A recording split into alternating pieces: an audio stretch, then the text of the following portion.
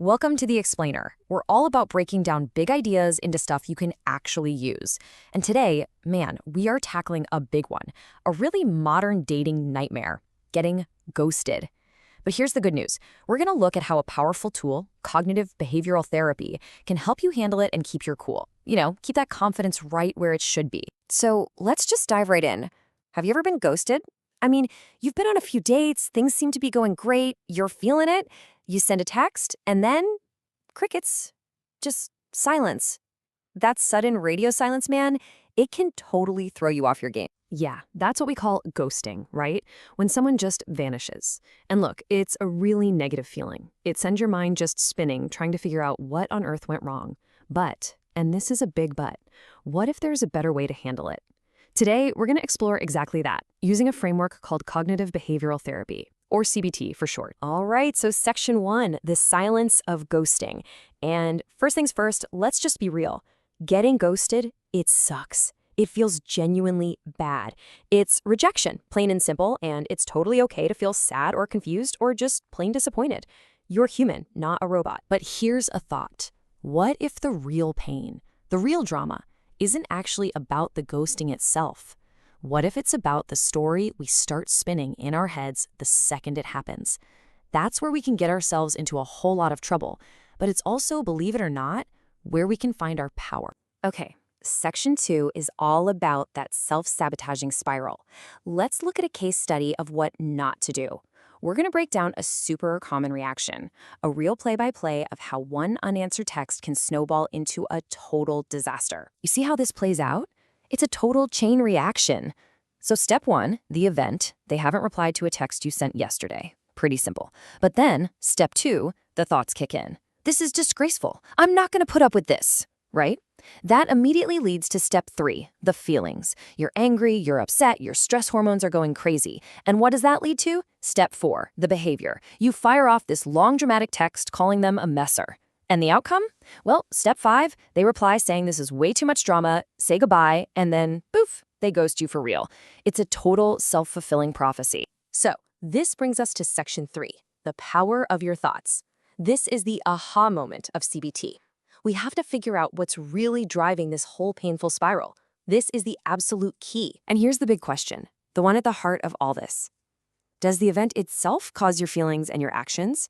Or is it your thinking about the event that's the real culprit? Think about it. If the event, the unanswered text, was the problem, then everybody would react the exact same way. But they don't. You could have 10 different people in the same situation, and you'd get 10 totally different reactions. And that, right there, is the core principle of CBT. It's not the negative event that messes us up. It's our thoughts and beliefs about the event that directly control how we feel and what we do. See, we can't always control what happens to us. We can't make someone text back. But we have so much power over that part in the middle, our own thoughts. That's our leverage point. All right, section 4, choosing a cooler response. So how do we run the same play, but, differently? Let's see how we can build a much cooler, much more emotionally intelligent response to the exact same situation. Let's hit rewind and run this play again, but with a whole new internal script. Okay, check this out. This is a head-to-head comparison. On one side, you've got those self-sabotaging thoughts. This is disgraceful. You're a messer. Hot, demanding, kind of panicked, right?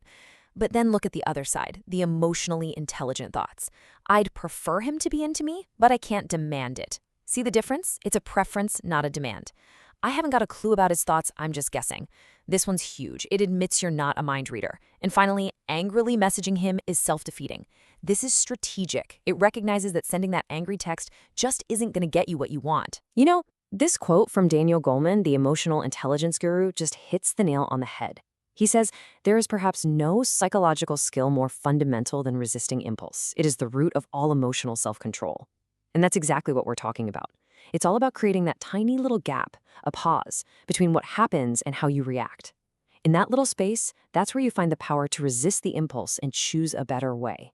That's self-control right there. So let's get practical. Section 5, your new dating playbook. We're moving from being reactive to being rational.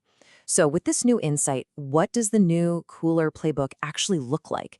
How do we turn these smart thoughts into a real game plan? Here we go. This is your new mindset.